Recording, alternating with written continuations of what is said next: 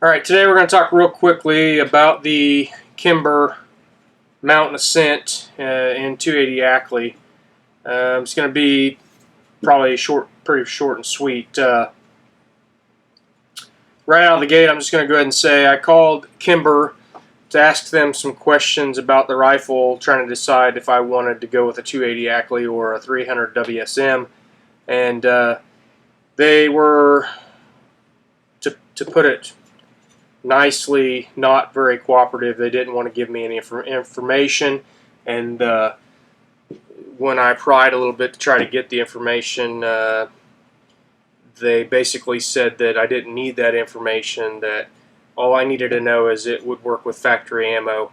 And then I asked them why anyone would spend $2,000 on a rifle and just be happy with factory ammo. And I know there's guys out there that do that, but it just doesn't make sense to me. And before the conversation was over, the guy at Kimber told me that there's actually two different people at Kimber told me they didn't think I should be buying their rifle, and so I wouldn't have even bought the rifle. But I found this on the internet for a really good deal, so I've decided to go ahead and give one a try anyways. It's a 280 Ackley. So just before I even get started, I've never shot a Barrett Fieldcraft, but if I were looking for a super lightweight rifle, like a sheep rifle or something, I would definitely consider the Barrett over the Kimber, as long as they have the cartridge chambering that you were after. But let's go ahead and get into the details of this rifle. Right out of the gate, this rifle's not new. It's been around for years, so there's no shortage of information out there on the rifle. Some guys get them to shoot. Some guys complain that they won't shoot, better than 3-inch groups at 100.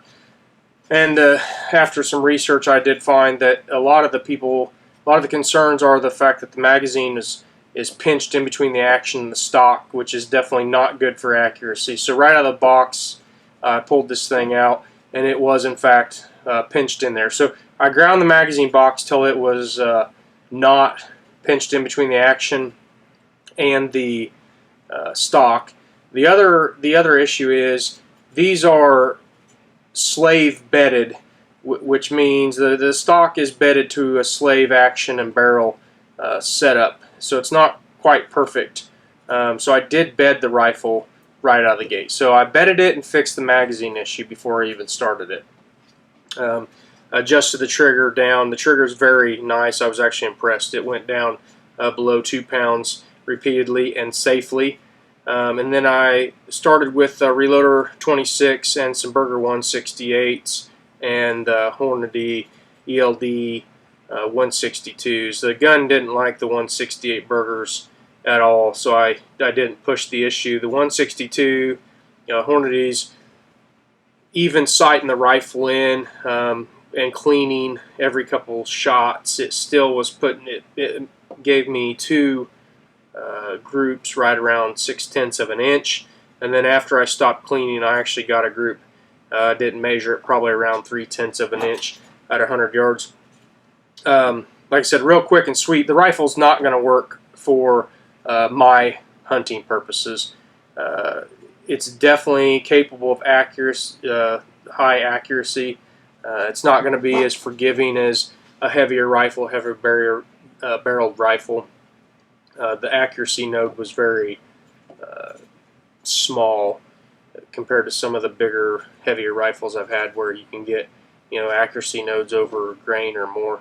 This was very, very small, and then once you got out of that node, the groups opened up to around inch and a half, and then the Berger 168s, they're not even talking about it. Wouldn't shoot under 3-inch groups. Definitely nothing repeatable there. So, like I said, this isn't going to be a whole lot new, other than, in my opinion, if you are looking for a super lightweight rifle, the rifle is most likely going to be capable of shooting as long as you're okay with fixing that magazine box issue, and I would suggest bedding, even though it is quote-unquote slave or bedded, but it's just to a slave action, so it's not to the standards I would desire for a rifle that cost $2,000. Now, like I said, I wouldn't purchase this rifle and expect any customer service from Kimber. If that's the case, if you have expectations, and I would for a $2,000 rifle, like I said, if you can get the cartridge chambering you want, I would go with the Barrett Fieldcraft. That's really all I have to say about it. If you're just looking for a super lightweight rifle and you don't have a lot of accuracy expectations, you know, a couple hundred yards max, most likely this rifle will be a great rifle for you, and I don't think that's going to be a secret to anyone looking for that. But if you're wanting to stretch it, you know, out to 400 or 500 yards and you're expecting some accuracy, you're going to have to most likely do some work to it unless you get really lucky, and I wouldn't expect any customer service from Kimber, like I said. Thanks for taking the time to watch the video. Please like the video, subscribe to my channel, leave any comments or questions in the comments section. Please refrain from telling me how much you love Kimber and how wrong I am about my feelings towards Kimber, because it's not going to change my mind. Thanks for watching the video. Have a great day.